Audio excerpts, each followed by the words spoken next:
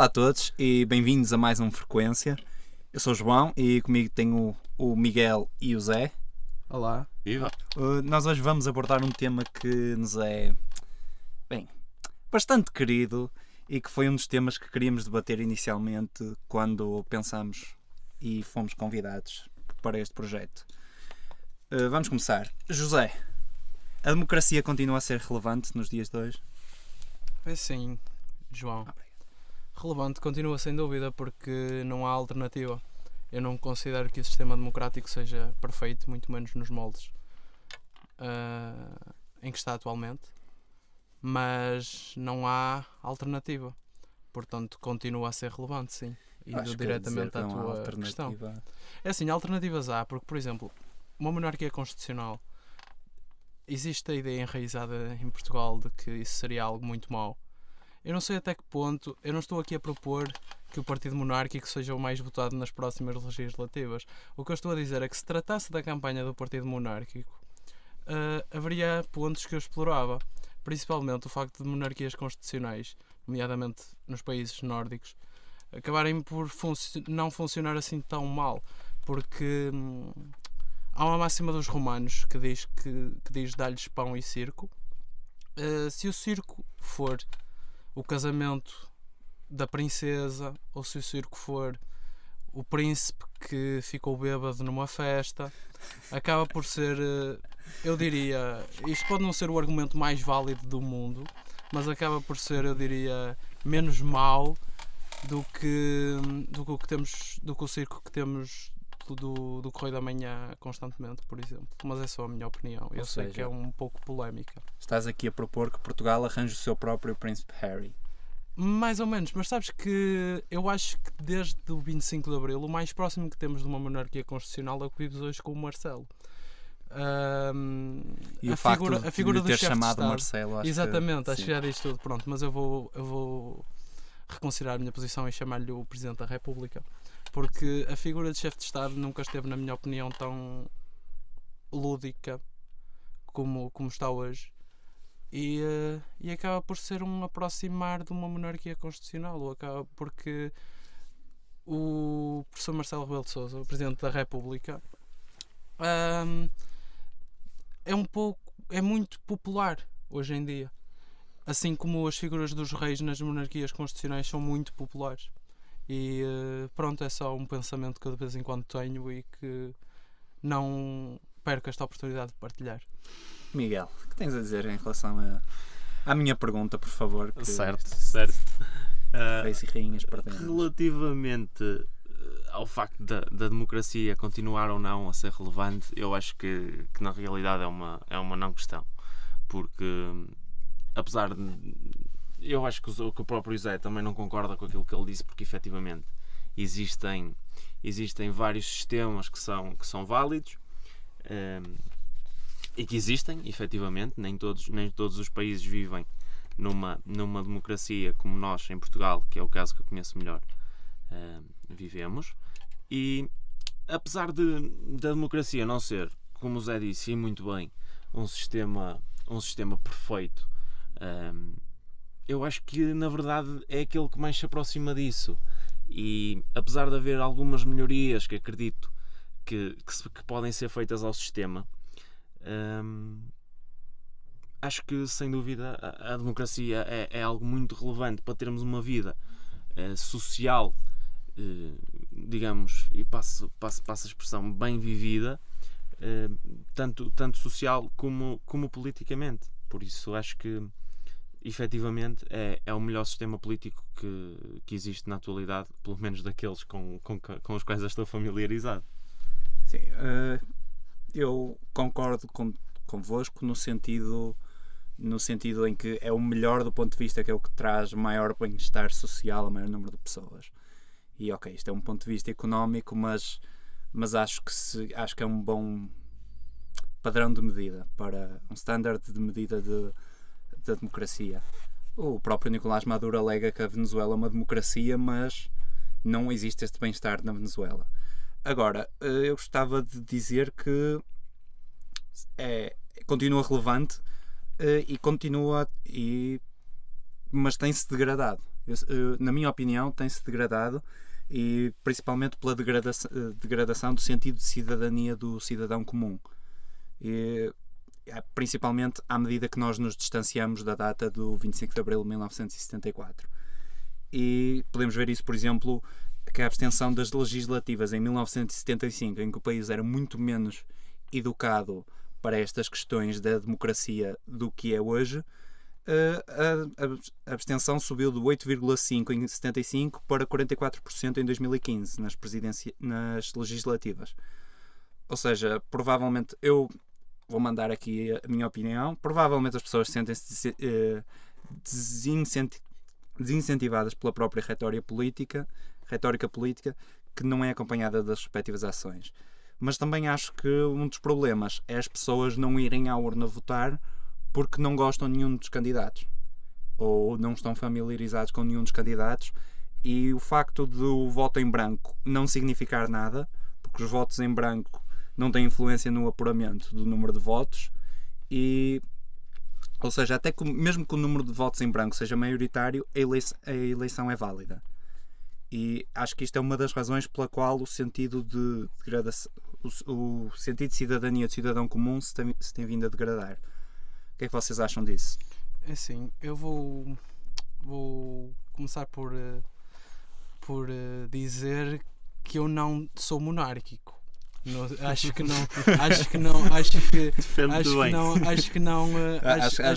era isso. Podemos começar o próximo programa com o Zé dizer: eu não sou monárquico. Exato. Olá e bem-vindos à Frequência. Eu o que quis dizer com a minha intervenção anterior é que primeiro acho que é importante diferir uma monarquia constitucional de uma monarquia absoluta, não é? Porque a figura do chefe de Estado numa monarquia constitucional acaba por ser mais estética, eu diria.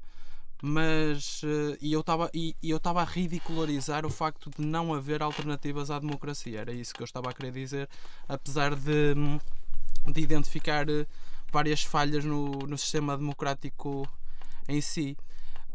O que o João fala dos níveis de abstenção é muito bem falado, na minha opinião.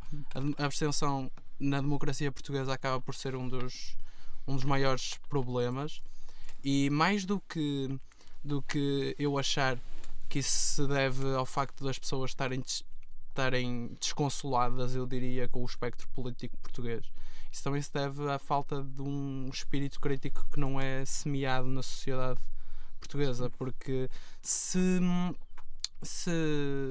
o sustento de uma democracia saudável, na minha opinião, tem de ser cidadãos informados e cidadãos que pensem por si próprios, e mais do que isso, cidadãos que tenham um espírito crítico para discernir os momentos em que é preciso um governo de direita ou um governo de esquerda. Eu acho que o que está enraizado em Portugal é um pouco a cultura do meu partido é o meu clube. E vou votar sempre naquele partido, independentemente do contexto social em que o meu país esteja, independentemente dos contornos que esta eleição em concreto tenha. E há alguns fatores que explicam isso, e as duas coisas juntas, este vou-lhe chamar partidário ao clubismo, este conceito que eu acabei de inventar, este partidário ao clubismo, em conjunto com a abstenção, fazem com que quem ganha as eleições não seja assim tão representativo da sociedade, na minha opinião. E acaba aqui a minha intervenção, e gostava muito de vos ouvir também.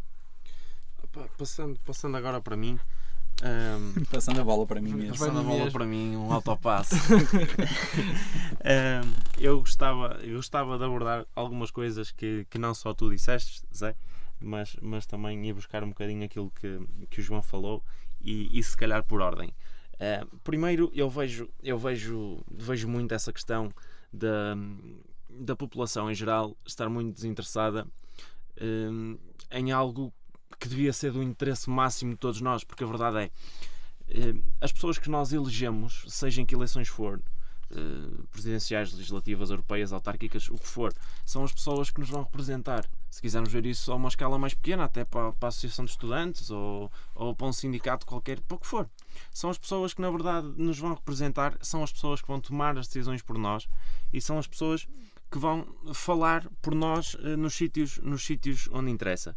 E custa-me muito, pessoalmente, custa-me muito perceber como é que nós temos um direito e um dever cívico, que é votar, e custou muito a ter esse direito, a conquistar esse direito.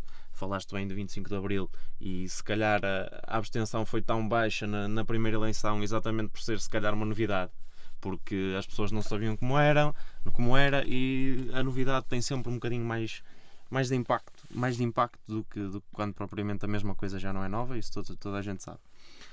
Mas custa-me muito perceber porque é que as pessoas não vão votar, porque efetivamente eu percebo que possa haver coisas mais interessantes para fazer, mas duvido que haja uma coisa mais importante, porque a verdade é, sempre que nós vamos votar, vamos decidir quem nos vai representar em certo e determinado tipo de local.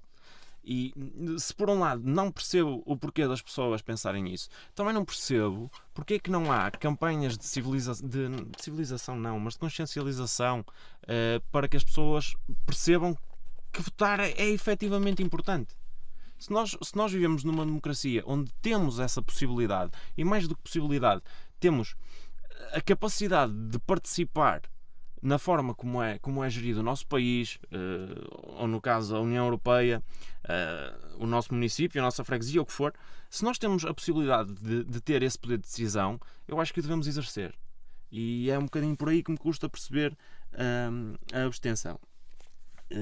Relativamente à consciencialização que tu falaste, Zé, e à cultura do espírito crítico, que também concordo contigo que não existe.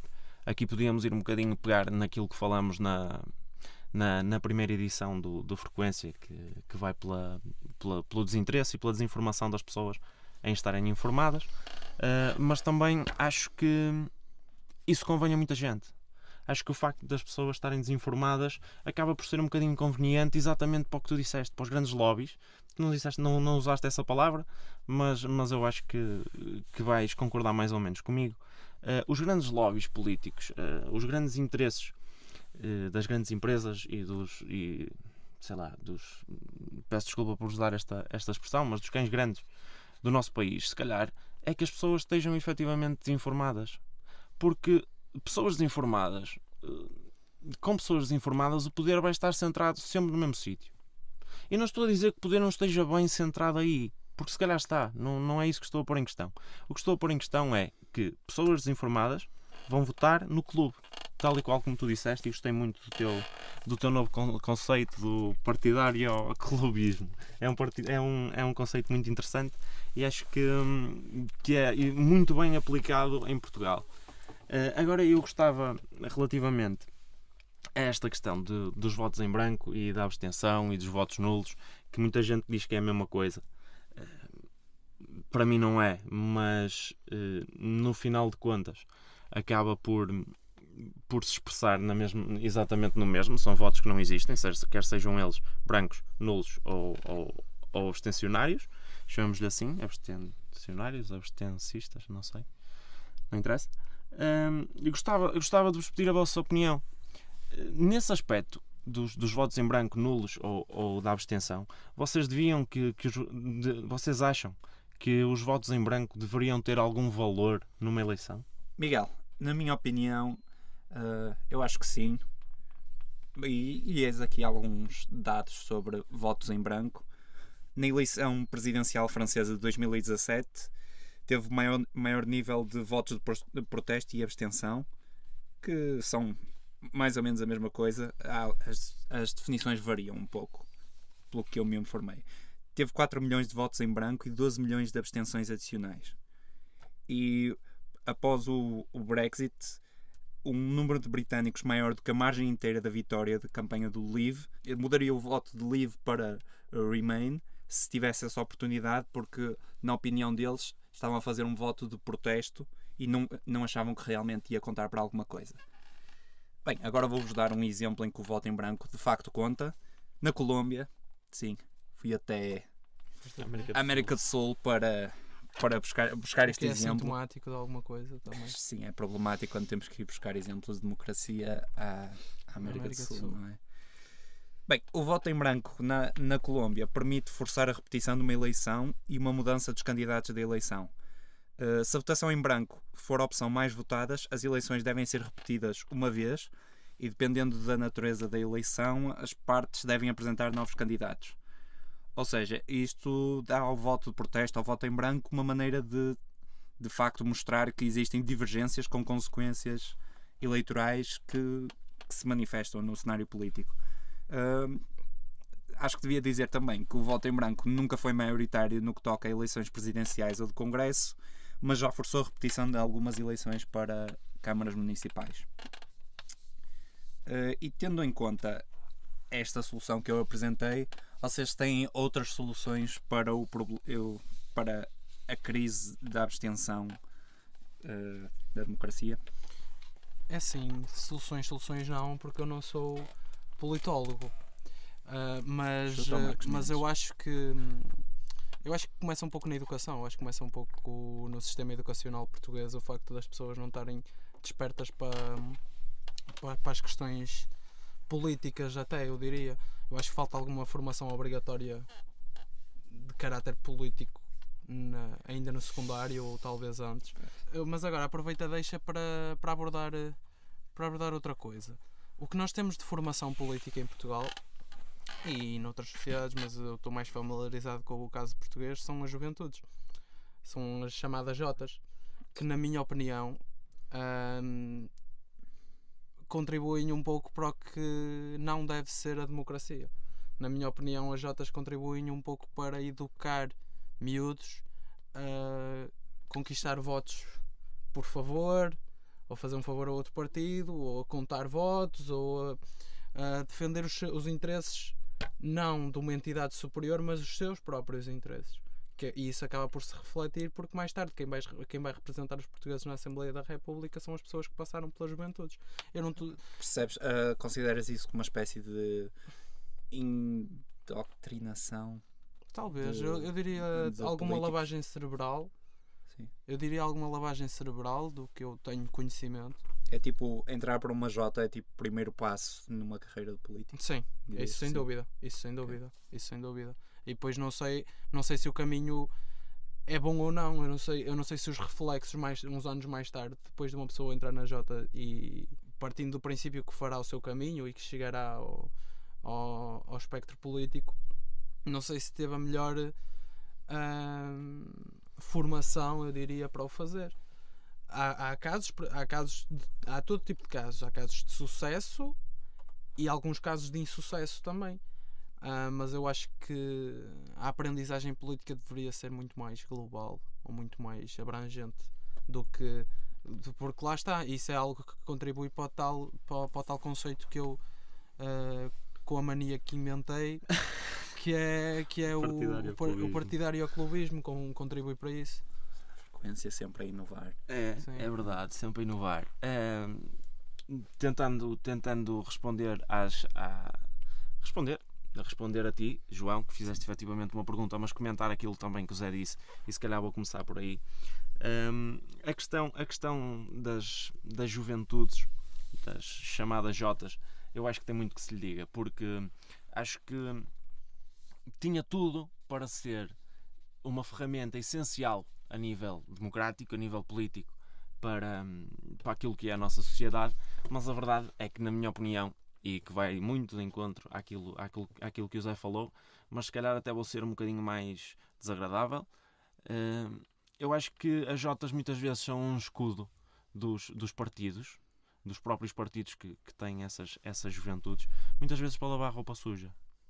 Nomeadamente ao nível de eleições, não falo tanto nas legislativas, porque nesse aspecto não acompanho tanto o trabalho das Jotas e se calhar devia acompanhar mais, mas não acompanho, estou mais consciencializado daquilo que é o trabalho das Jotas a nível autárquico e sei que muitas vezes essas não sei se são associações, o que são utilizadas pelos próprios partidos para dizer aquilo que eles não podem dizer.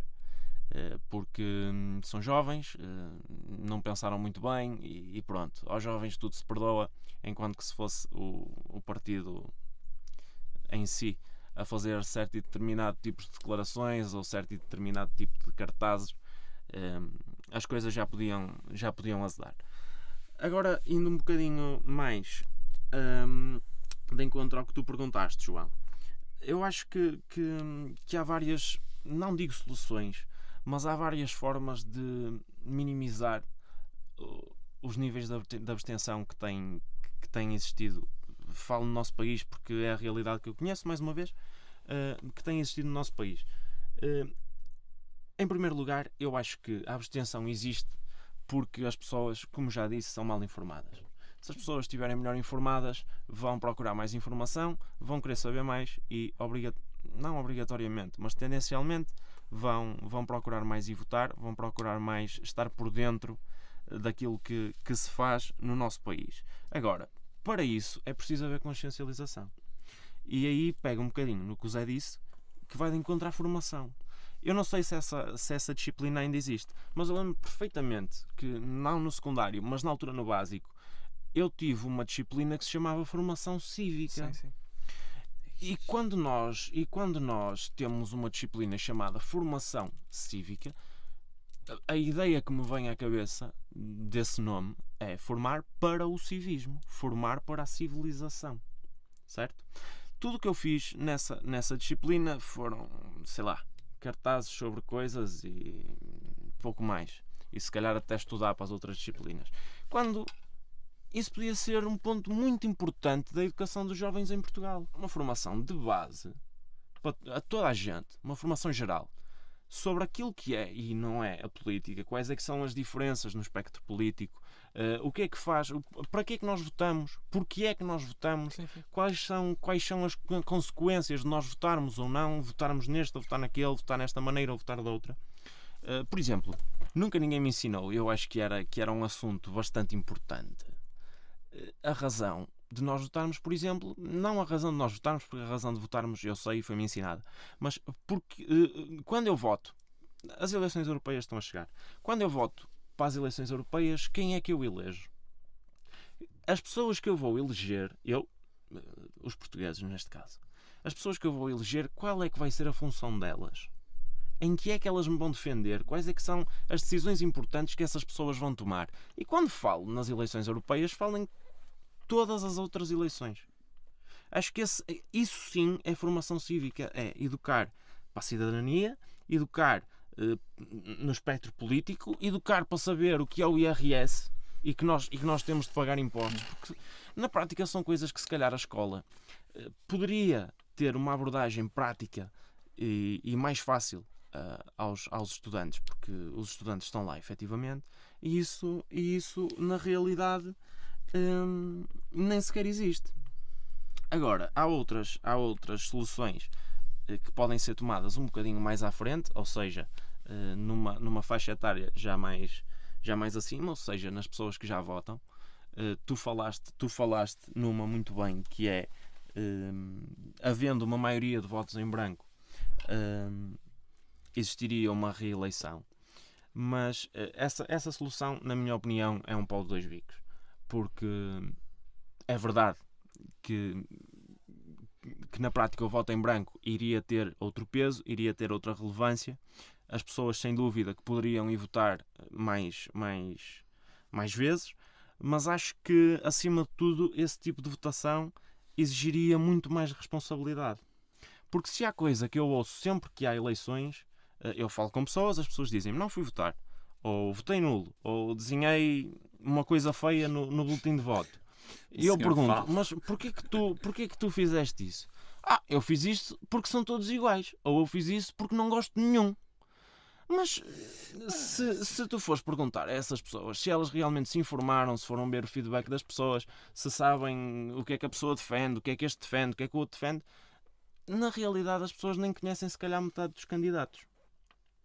E essa questão do são todos iguais ou do não gosto de nenhum podia levar a que tivéssemos relações, que tivéssemos eleições infinitas, quase. Porque como eu não gosto de nenhum, vou votar em branco, e como há o resto mais 50% ou 55% que também não gostam de nenhum, votam em branco porque aqueles não lhes servem, e temos eleições durante 3 anos, até acharem o supra-sumo que vai agradar a toda a gente.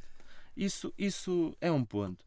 Posso interromper-te aqui? Podes e deves. Não sei se não seria uma coisa má, não é? Não sei se estão familiarizados durante aquele ano em que o Mariano Rajoy não conseguiu formar governo em Espanha. A economia espanhola, que estava a sair de uma recessão, de facto cresceu. E a partir do momento em que o governo voltou, o crescimento abrandou um bocadinho. Pronto. Também queria dizer aqui algumas coisas. Eu tive formação cívica, também tive uma coisa que se chama SAI, que era Saúde, Ambiente e Empreendedorismo. E ambas as... outra geração. Sim. Ambas as disciplinas acabavam por ser assim aquela horinha do diretor de turma para atualizar quem é que tinha faltas por justificar. Exatamente. E voltando um bocadinho atrás... Faltou-me essa. Voltando um bocadinho atrás ao que o Zé disse... não sei se isso deveria ser feito na escola, principalmente porque a partir do momento em que um governo implementasse, as pessoas conscientes e os outros partidos iriam dizer que ia ser ainda mais educação, ia ser lavagem cerebral obrigatória, porque é de serviço escolar obrigatório. Sim, eu percebo o que tu estás a dizer. Desculpa interromper, só porque eu vou dizer uma coisa assim muito breve. Eu percebo o que tu estás a dizer e percebo o risco que pessoas que partilham da tua opinião pensam que se corria. Teria que ser algo que se mantivesse tipo por mas se tu acreditas que estás numa democracia, e esta seria a vantagem da democracia, ninguém pode instituir-se no poder tempo suficiente para implementar uma lavagem cerebral desse nível, na minha opinião. Ou seria um desafio muito grande para um partido que se apanhasse no poleiro, na minha opinião. Lá está, isto é a minha opinião, não é ciência. Mas é o que eu acho. Mas eu só vou dizer mais uma coisa, que é: vocês falaram aí muito bem na formação cívica e nesse tipo de disciplinas. Estamos a vingar. Mas eu concordo, e eu lembro-me de ter formação cívica e lembro-me do que é que era feito nas aulas de formação cívica. Mas isso, na minha opinião, tem outra justificação. Eu já nem me lembro se era avaliado, mas se era avaliado era com satisfaz bastante ou satisfaz. Vocês avaliariam uma disciplina de tipo formação cívica? É por aí que a disciplina não é valorizada, é porque não é avaliada. Pois, mas eu acho que é uma das... Essa disciplina se calhar não fazia sentido ter uma avaliação. Pois, eu também acho. Porque era informativa na prática, era para as pessoas estarem mais informadas, não seria para ter notas. Claro. Mas é a minha opinião que, e se calhar estou a pensar num mundo um bocado ideal, porque um puto de 13 ou 14 anos, ou de 12, ou de 11, ou de 17, se calhar se tivesse um professor a falar com ele 45 minutos sobre quais são as diferenças entre políticas de esquerda e políticas de direita, estava-se a borrifar se não tivesse um teste. A verdade é essa. Mas eu também não estudei ciências da educação nem nada que se pareça, não sou a pessoa mais indicada para dar opinião relativamente a isso, mas lembro-me que na altura aquilo que se fazia eram avaliações qualitativas em vez de quantitativas, e essencialmente eras avaliado sobre se falasses muito para o lado ou não. Pois. Pelo menos no meu caso. Sim. Funcionava um bocadinho assim. Mas acho que o tentar dar essa formação já é melhor do que nada, porque a verdade é que se tu no meio de uma turma de 25 conseguires cativar 4 ou 5, já é mais do que se não conseguires cativar nenhum. Sim. Percebes? E acabam por ser pequeninas vitórias que se calhar daqui a um bom par de muitos anos, um bom par de décadas, podíamos começar a retirar algum benefício desse tipo de formação. Sim. Uma coisa que queria dizer em relação ao que disseste há bocado era, acho que também entraria para este domínio da lavagem cerebral estar a explicar que medidas é que o candidato propõe. Isso cabe a cada cidadão individual. Mas espera só, deixa-me só completar o que tu disseste. O que eu disse não foi isso. Eu não estava à espera que as pessoas que estávamos a aproximar-nos de uma eleição e os professores fossem para a escola dizer o que defendia o candidato X e o candidato Y. Atenção, eu estou a falar de ideias, estou a falar de ideais, e isso não é lavagem cerebral, porque se tu explicas as duas faces da mesma moeda, que neste caso é a direita e é a esquerda, se tu explicas as duas faces, tu não estás a defender ninguém. Tu estás a dizer que, idealmente, há este lado do espectro político e este lado do espectro político. E dentro desse espectro, há vários partidos que têm ideologias um bocadinho diferentes entre si, que se situam mais à direita, mais à esquerda ou mais ao centro. Não estou a dizer que se fosse ensinar a rapazes e raparigas de 13 ou 14 anos que, sei lá, o José Sócrates defendia isto e o Pedro Passos Coelho defendia aquilo e mais não sei o quê. Não foi isso que eu disse. O que eu falei foi de explicar ideologias e de consciencializar para aquilo que é a política no geral, não querendo individualizar, entendes? Sim, compreendo o que estás a dizer. Diria também que acho que, tendo em conta aquilo que tu disseste, de educar sobre o que é a democracia, como é que funciona, qual a sua importância, como funcionam os impostos, para que é que os impostos servem, acho que seria importante e seria na minha opinião, uma boa maneira de implementar, por exemplo, nas aulas de filosofia. E se algum professor de filosofia nos estiver a ouvir, saquem de lá o capítulo da estética. Ninguém quer saber e isto é importante. Outras coisas que gostava também de dizer para estas, em relação às jotas ainda. Eu pessoalmente nunca achei que as jotas fossem a algum lado que fosse servir toda a população. Vai servir quem partilha dessa ideologia. Agora, quem é do mesmo clube. Exato, quem é do mesmo clube.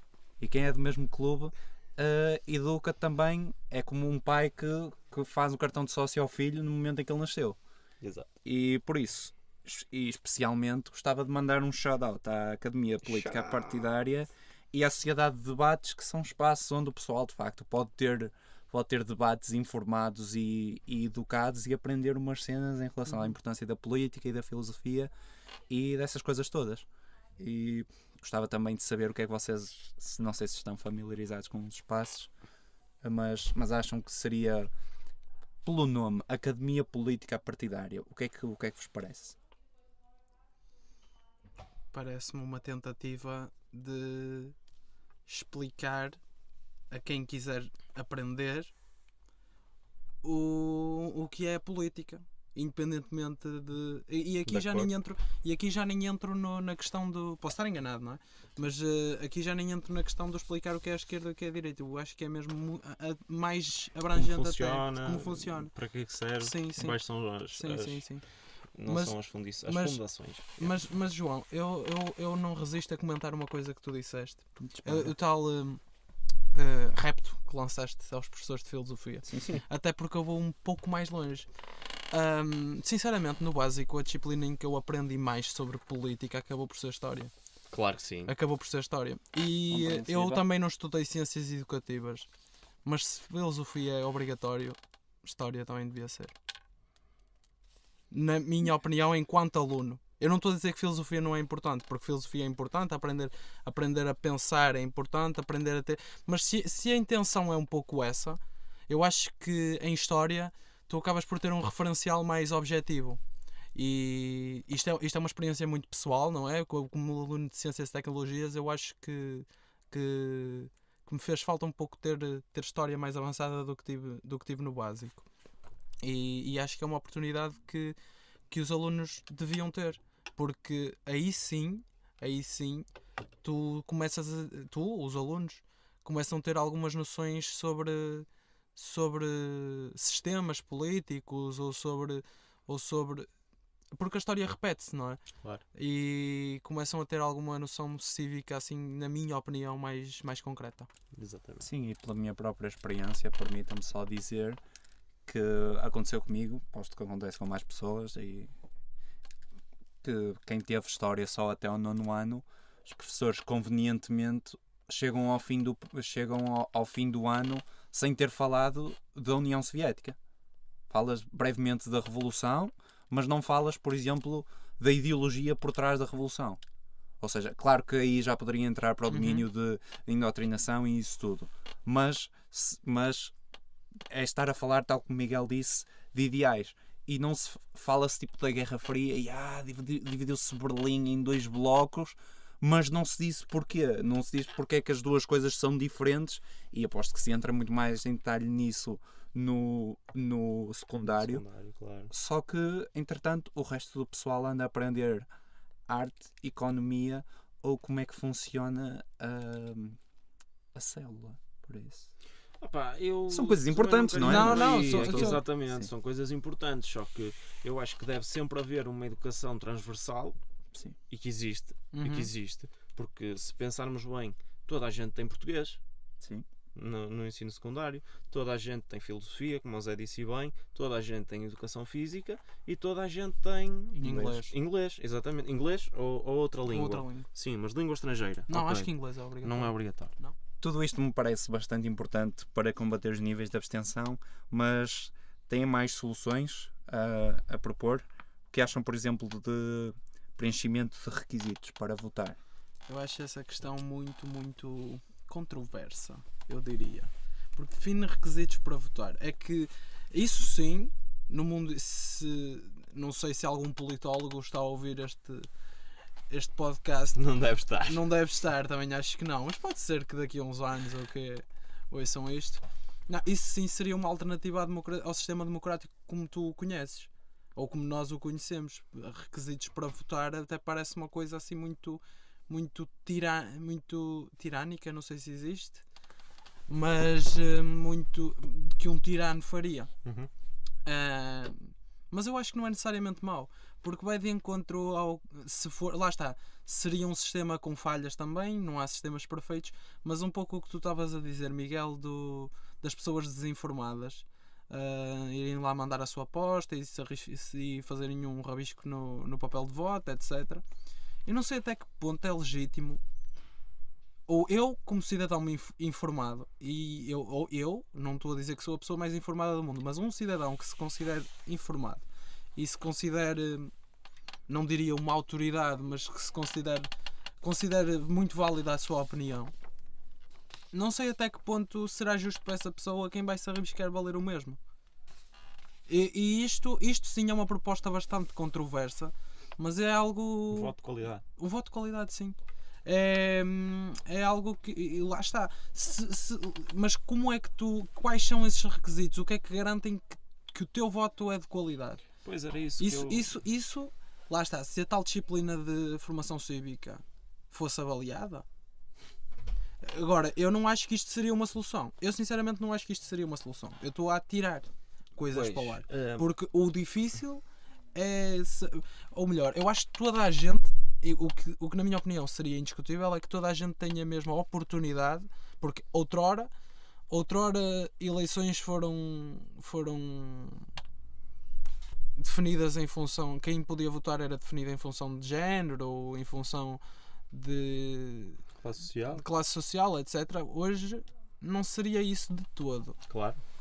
Toda a gente tem de ter, independentemente do seu género, classe social, etc., tem de ter a mesma oportunidade de chegar ao voto de qualidade.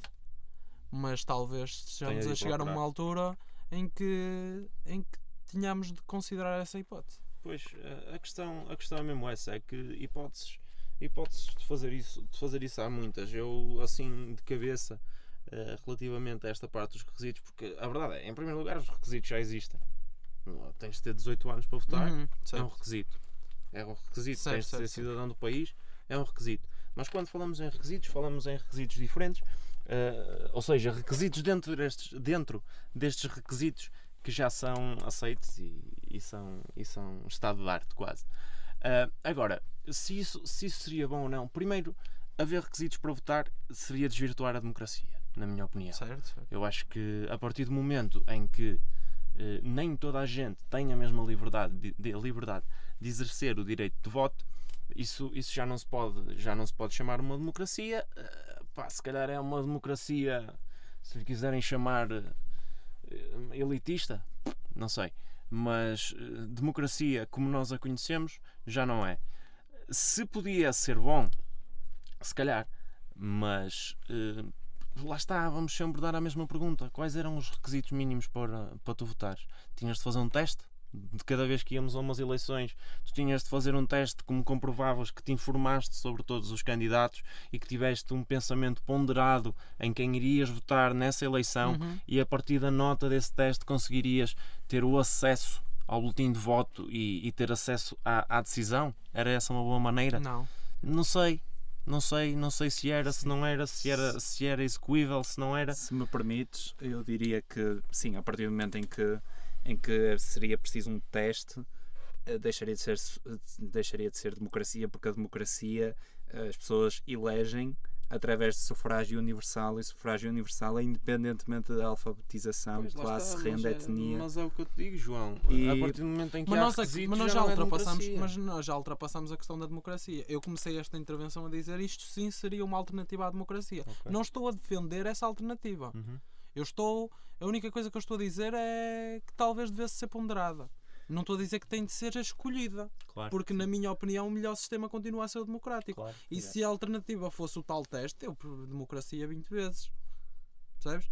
Agora, se mais tarde ou mais cedo alguém sugira um sistema que distinga votos, não sei se não vingará esse sistema.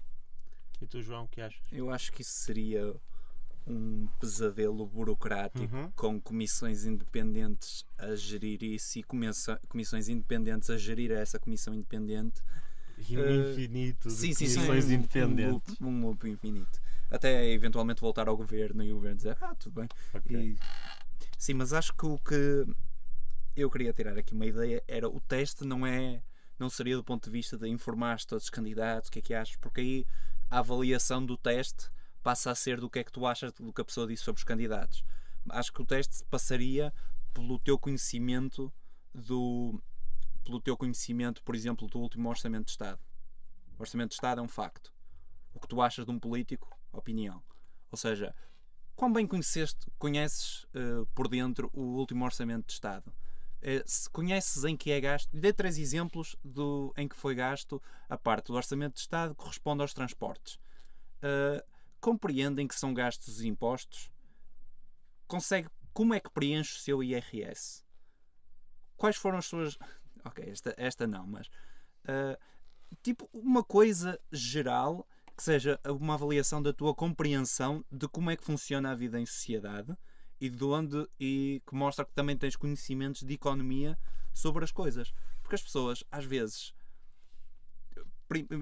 notoriamente quando são independentes, quando se candidatam independentemente, ou quando são só aquelas pessoas que gostam de mandar a sua aposta, dizem nunca investem nisto porque não há dinheiro, e não percebem que o não haver dinheiro... A política é muito boa. Sim. Nós falámos que não queríamos que fosse conversa de quem está no café, mas eu posso fazer essa voz. Eu gosto de exprimir aqui esta versatilidade. Hoje somos 4. Sim.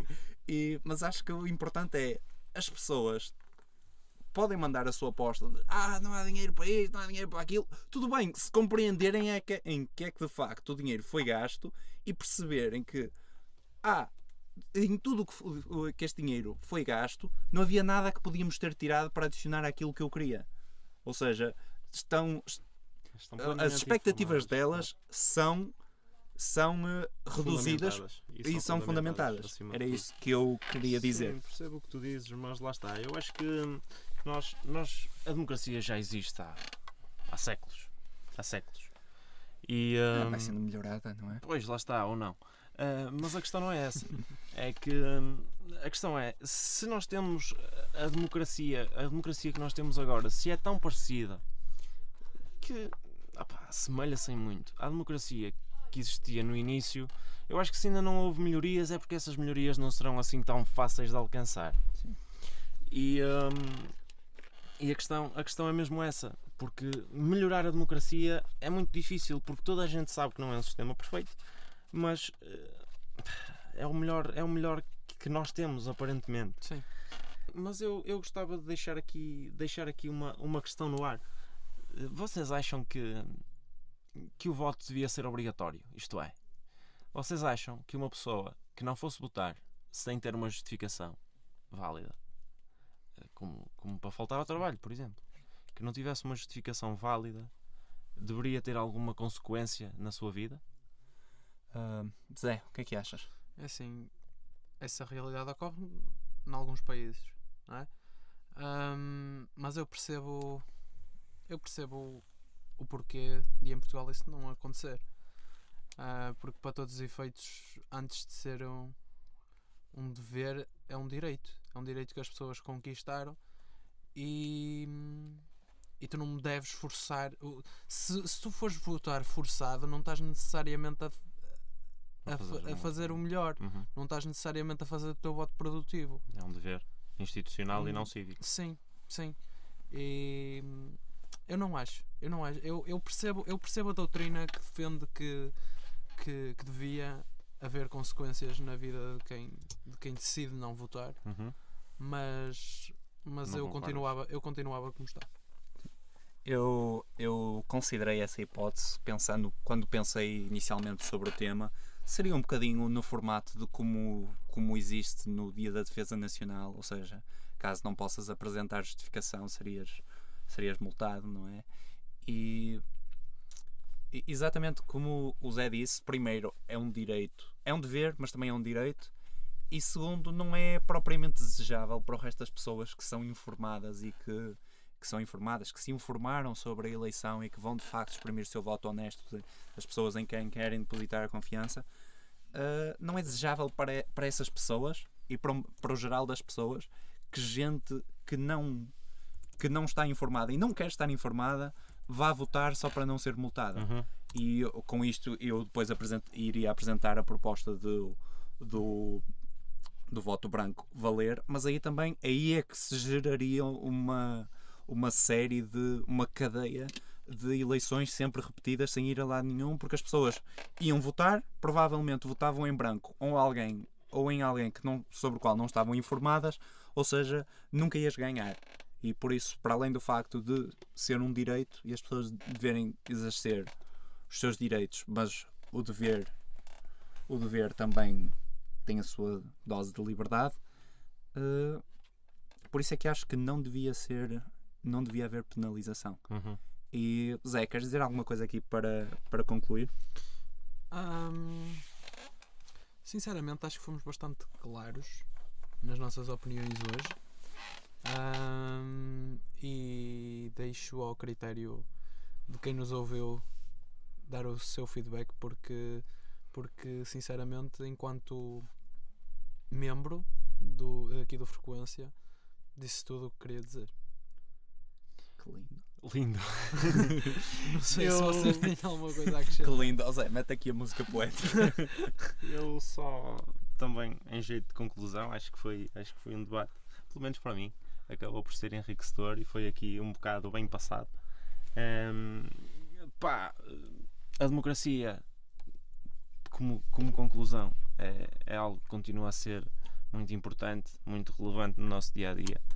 E acho que as pessoas que nos ouvem serão certamente pessoas muito informadas e tenho a certeza que votam sempre que podem, no mínimo. Relativamente ao problema da abstenção, acho que é um problema que nos diz respeito a todos e por isso acho que temos de olhar um bocadinho para o nosso umbigo, tomar medidas a respeito deste tipo de situações. E deixo aqui também, já agora, se alguém do governo e alguém com poder nos estiver a ouvir, é esta pessoa que eu estou a falar e é o politólogo que o Zé estava a falar há bocadinho. São as duas pessoas. E o professor de filosofia. São os três. Esses três vão nos ouvir hoje. Mas queria à mesma mesa. Queria só dizer que acho que não chega as pessoas consciencializarem-se, porque não podemos estar sempre a contar com isso. Também era importante que houvesse alguma mudança no sistema de voto. Acho que muitas vezes as pessoas não vão votar porque estão desinteressadas e não estão conscientes da importância, mas porque preferem ir à praia ou preferem ir ver o jogo de futebol ou ir beber um copo com os amigos. E acho que se calhar, por exemplo, com o voto eletrónico, tenho a certeza que a abstenção diminuiria muito. Por isso, o senhor que me está a ouvir, Penso nisto e tento fazer alguma coisa. Penso nisto, que é para isso que voto em si. Só aqui em jeito de conclusão e tendo em conta aquilo que foi dito e que eu próprio disse, eu acho que a democracia é como sofre das mesmas leis da física que o resto do nosso mundo e caminha um bocadinho para a entropia. E agora nós, como cidadãos, podemos aligeirar o processo ou podemos atrasar o processo. O Miguel disse há pouco que a democracia já existe há muito tempo e as suas falhas não têm sido corrigidas ao longo dos anos. E eu diria que propriamente isso não é culpa de ninguém, se calhar é só culpa do próprio sistema, mas à medida que o sistema foi ficando mais fiel àquilo que é pelo conceito, à medida que foi incluindo e sendo aberta a porta para votar a cada vez mais pessoas, quer dizer, pessoas de outros géneros, pessoas de estratos sociais com menos capacidades financeiras, pessoas, à medida que também se foi abrindo o leque eleitoral, com pessoas a poder adquirir duplas nacionalidades e assim, eu acho que a democracia vai tender sempre para piorar por si mesma, à medida que se vai tornando mais complexa e vai havendo mais mudanças e mais mudanças no próprio sistema democrático e na própria política em si, à medida que maiores e maiores quantias de dinheiro vão sendo introduzidas nos partidos e nos escândalos de corrupção e tudo isso, cabe a nós, cidadãos individuais que acreditam na democracia, de não aligeirar o processo, mas abrandá-lo. E com isto concluímos o mais recente episódio de Frequência. Podem ouvir-nos 2 em 2 semanas no YouTube, em Frequência Podcast, e também no SoundCloud, em Frequência Podcast. E os links vão estar na descrição. Se tiverem sugestões de temas que gostassem de ver debatidos aqui por nós três e a quarta pessoa, não é? Podem mandar-nos sempre mensagem na página do Facebook, Frequência Podcast também. Não se esqueçam de dar aquele like, subscrever, partilhar com os vossos amigos que ainda não sintonizaram no Frequência. Ouvimos-nos daqui a 2 semanas.